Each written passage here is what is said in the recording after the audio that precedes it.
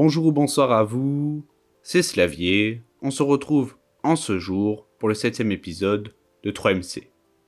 Aujourd'hui, dans notre épisode, nous parlerons de la dialectique du maître et de l'esclave par Hegel. Hegel, philosophe allemand, qui vécut à cheval sur le XVIIIe siècle et le XIXe siècle. Hegel pensait qu'on est tous animés par un désir de reconnaissance.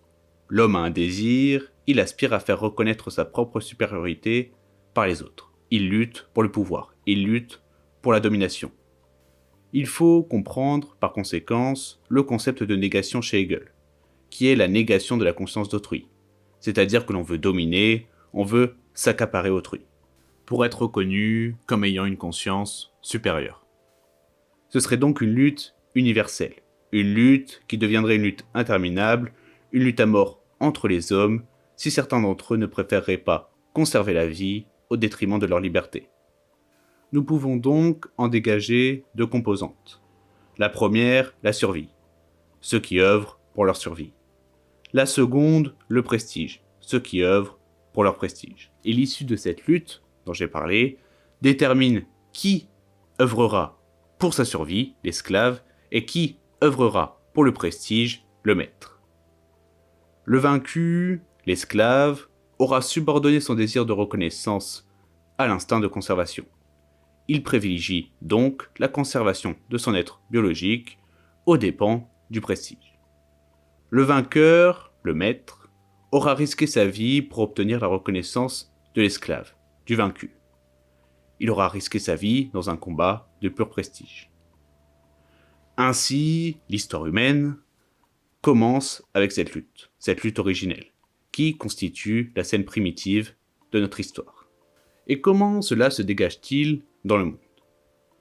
La supériorité du maître sur la nature, car évidemment, avant de vouloir dominer les hommes, s'assurer de sa survie vis-à-vis de son environnement, se traduit par le travail de l'esclave.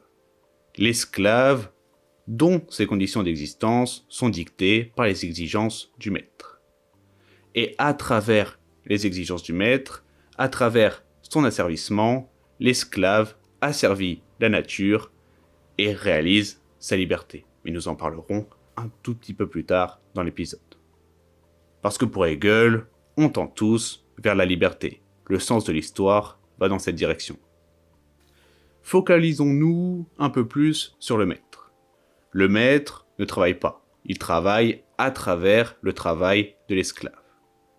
Donc, il lutte pour garder sa domination. Sa vie, son existence est un éternel combat pour rester dominant. On peut dire que son existence peut rester uniquement guerrière.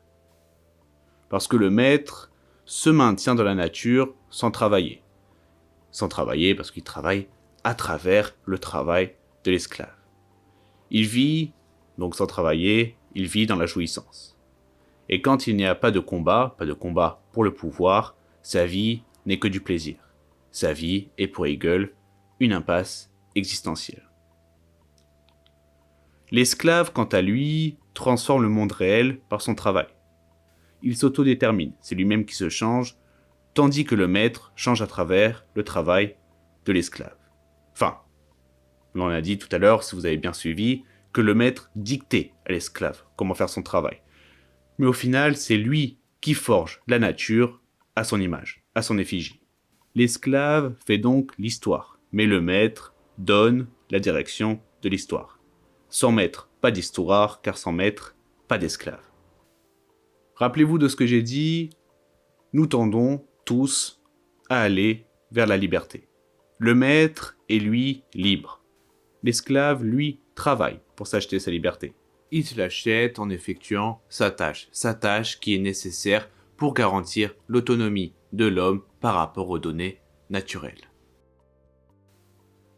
Et au terme de la transformation, car au terme de la transformation, nous devons acquérir une liberté universelle, nous devons être gouvernés par nous-mêmes, l'esclave impose sa liberté au maître et obtient de lui, à son tour, la reconnaissance que celui-ci lui avait arrachée. Ce qui, à la fin de la transformation, mène à l'arrêt du processus historique.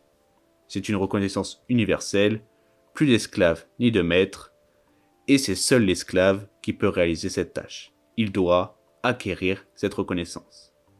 C'est donc l'esclave et non le maître qui a le pouvoir de se rendre libre. Ce qui voudrait dire que toute l'histoire, c'est-à-dire le mouvement de l'existence humaine dans le monde, n'est que la négation par l'esclave de sa propre condition. En se croyant asservi, en se croyant aliéné, il nie sa liberté. Et nous pouvons dire, je l'ai dit, l'esclave travaille, c'est lui qui fait l'histoire, mais c'est pas lui qui donne le sens de l'histoire. Par conséquent, on pourrait dire que l'esclave n'a pas besoin du maître pour vivre, mais qu'il a surtout besoin de lui pour aller dans le sens de l'histoire, de la liberté. On peut dire, pour conclure, que le maître est le guide. Il guide l'esclave, qui fait avancer les choses. Et avancer les choses vers la liberté universelle, vers la reconnaissance universelle. Merci d'avoir écouté cet épisode jusqu'à la fin. J'espère sincèrement qu'il vous aura plu. Si c'est le cas, vous pouvez aider le concept en le notant le plus positivement possible. On se retrouve la semaine prochaine pour le 8e épisode. Allez, c'était Slavier. À très bientôt.